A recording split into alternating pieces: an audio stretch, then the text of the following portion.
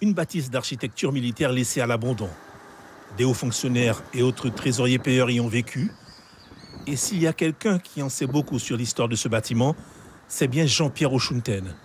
Chef d'établissement scolaire à la retraite, il est né dans le quartier et constate depuis des années le délabrement de cet édifice plus que centenaire. J'ai pu voir le bâtiment très bien entretenu, avec une domesticité, avec des réceptions, etc. Donc c'était un bâtiment très bien entretenu.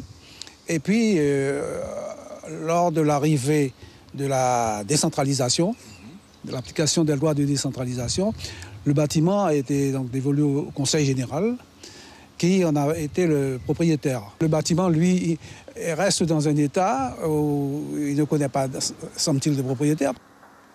Un bâtiment qui a été rétrocédé en 2016 à la collectivité territoriale de Guyane.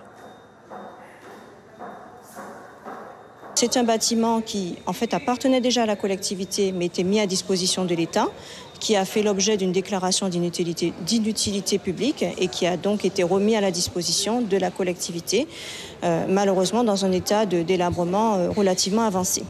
Un édifice qui en devient même dangereux, car depuis quelques mois, Jean-Pierre Ochounten assiste impuissant à des chutes de persiennes et de fenêtres.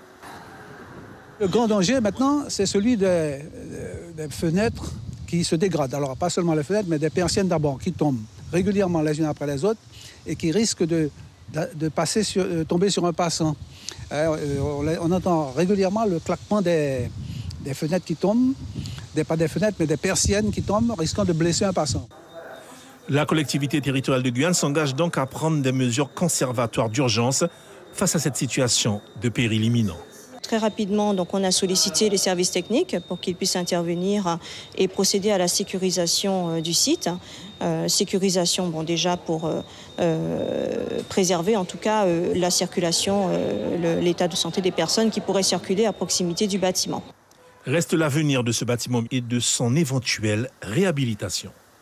Il semble que l'État ne soit pas prêt à relever ce défi et que c'est un bâtiment, selon moi, condamné à mort. Si le bâtiment est relativement délabré aujourd'hui, il a quand même un caractère architectural qui est fort intéressant et que la collectivité souhaite conserver. Réhabilité ou pas, Jean-Pierre Ochounten se promet encore de veiller sur ce bâtiment classé qui reste intimement lié à l'histoire de la ville de Cayenne.